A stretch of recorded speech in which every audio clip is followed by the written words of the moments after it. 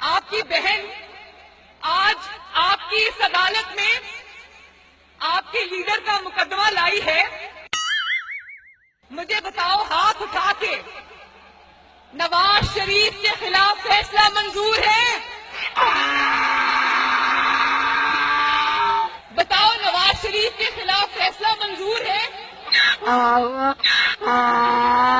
जो छतों पे खड़े वो बताएं, फैसला मंजूर है?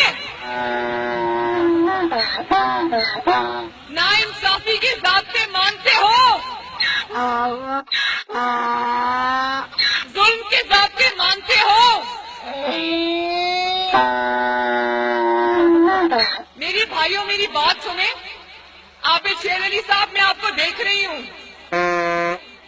वो खड़े हैं। वाह,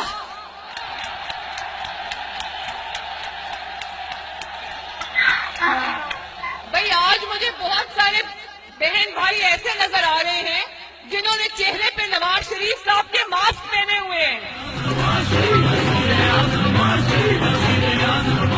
क्या बता रहे हो कि आप भी नवाज शरीफ हो? शाबाश।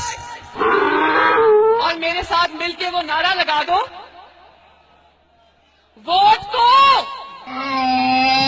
वोट को, और जोर से, ताकि पूरा पाकिस्तान सुन ले। वोट को। ये वाले भाई भी लगाओ, वोट को। नवाज शरीफ। अल्लाह हाफिज।